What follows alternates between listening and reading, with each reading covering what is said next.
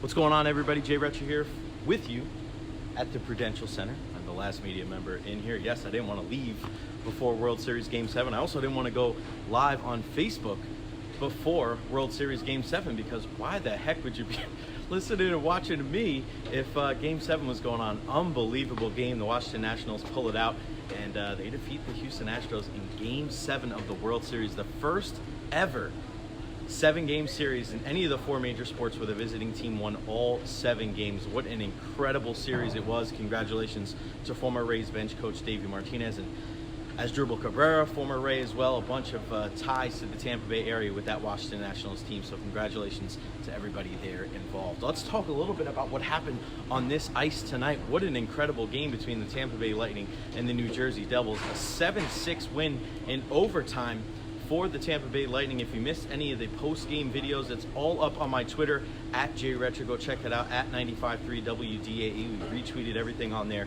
John Cooper, Andre Palat, Kevin Shattenkirk, and Tyler Johnson spoke after the game. Just an incredible performance, just to keep bouncing back. The resilience of this team. I know, the defense. I know, the penalties. It's a killer. John Cooper mentioned that they should probably just stop mentioning it altogether because I think the guys are playing not to. It's almost like the thing where you play not to win and you're scared to fail. I think that's where it's at right now, where they're so worried about committing penalties that they just keep doing that, keep doing it. Happened right off the bat today with Kevin Shattenkirk, the delay game penalty, and the Devils made him pay. A quick goal, they go down 1-0, and it's kind of the here we go again for the Tampa Bay Lightning. Fortunately, though, for Tampa Bay, they were able to bounce back and they were able to chip in some goals. They were playing pretty solid. John Cooper mentioned after the game the best line of the night. Andre Palat, Tyler Johnson, and Braden Point, those guys were dynamic. Palat had 2 goals. I thought he played really well. I like the line of Paquette, Verhaeghe, and Gore, too. Paquette showed a lot of versatility tonight. All year long, he's been playing on that 4th line with Luke Witkowski and Patrick Maroon. A little bit more of a heavier game, a little bit more physical, but today the speed was on display, and it spoke a lot to the Tampa Bay Lightning where things still weren't going their way.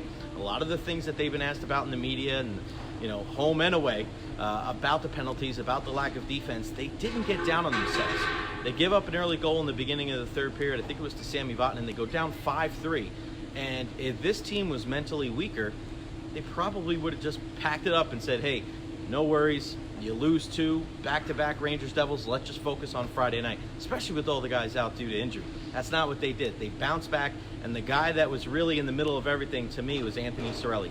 He scores a goal. About a minute later, he assists on the goal for Matthew Joseph. 5 minutes later to tie the game, and he was just all over the ice. He led the forwards in ice time tonight, and this is a guy that John Cooper told us in the postgame. When we talked to Cooper in the pregame about 5:30, he was not sure that Anthony Cirelli was going to be in this game. And he wasn't in the game last night, which was kind of weird. If you watch Bolt's breakdown today with Brian Burns and I, he mentioned that Cirelli looked fine. Nothing looked like out of the ordinary at practice. But when he didn't participate in morning skate yesterday in New York, and then when he didn't play in the game, you had to think, all right, well, he's probably not going to play against the Devils.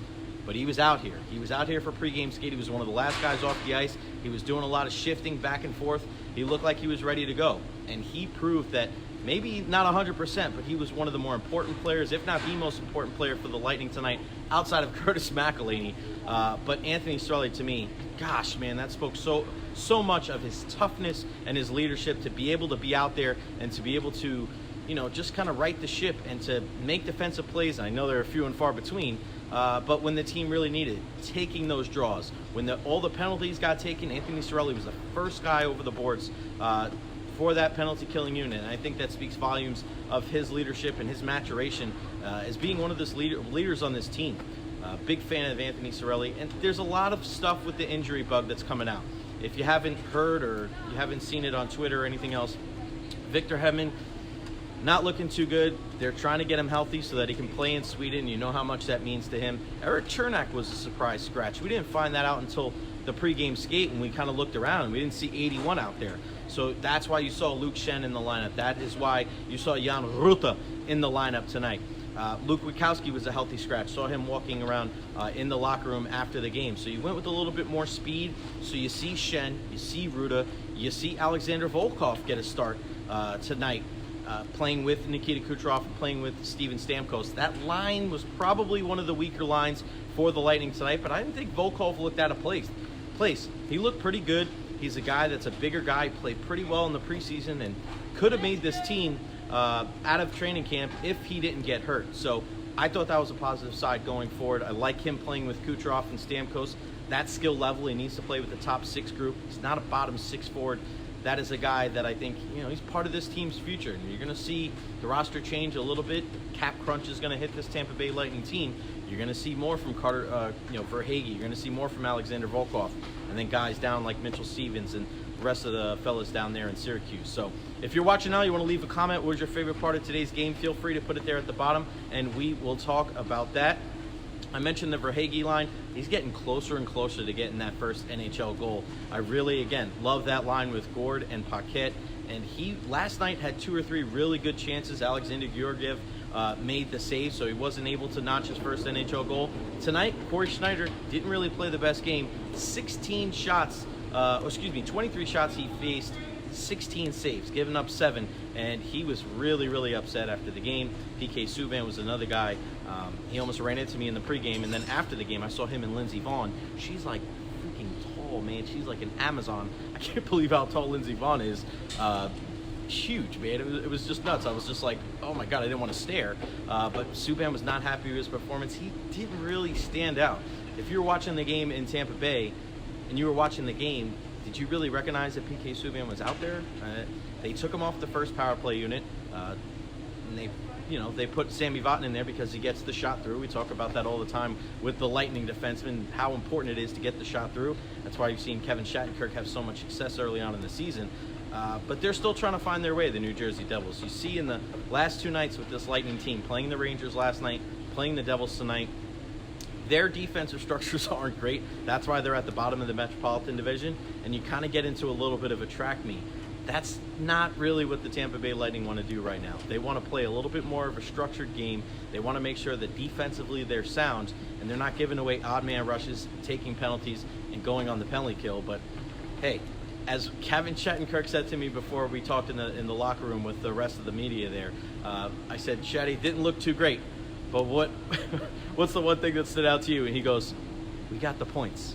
We got the 2 points. And at the end of the day, that's the most important thing. It's a process. It's going to take a little while for this Tampa Bay Lightning team to really figure everything out and to be able to kind of put these pieces together so that they're successful in the long run. We talked about this on Bolts Breakdown. We've talked about this on Facebook Live with Eric Erlinson and Joe Smith and a lot of different people.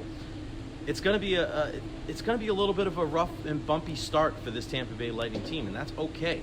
It's not about regular season success. It's about making sure that this team is keen on bouncing back and being able to face adversity and being able to win games, whether it's 7-6 like you saw tonight or a 2-1 game where it's a little bit more of a defensive matchup.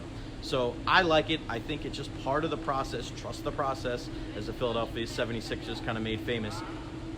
Patience. I know it's tough in the world that we live in right now. We want everything real quick. We want the Lightning to figure this thing out and boom, get back to running the league like they did last year. But look where it got them last year. Not much. It got them a sweep in the first round. So patience, Distant Thunder and Lightning Nation out there.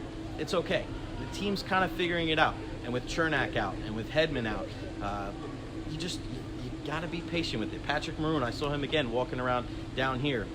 He's on IR. So is Hedman. They're going to be out for 7 days. The team will reevaluate in 7 days, and we'll give you guys a heads up of everything that's going on. So thank you to everybody that watched. I know it was a late night. It's about to be midnight. I got to catch a train from Jersey to Penn Station, and then Penn Station back to my parents' house on Long Island. No work for me for the next couple of days, so I'm just going to sit on my butt and do absolutely nothing, and I hope everybody out there is doing great. Make sure you follow me on Twitter, @JRecher. Follow the station at 95.3 WDAE. This is also going on my show on Lightning Power Play, so light the lamp. Make sure you listen to that. Follow that on Twitter @TBL Power Play. Guys, I'm done. I'm tired. I'm freaking exhausted. It's a beautiful rink, beautiful arena. Devils fans going home unhappy, but Tampa Bay all the way down there in Florida, you guys are happy. 7-6 Bolts win in overtime. Tyler Johnson with the game winner. It's going to wrap it up for me here from the Prudential Center. We'll see you guys next time right here on 95.3 WDAE. See you.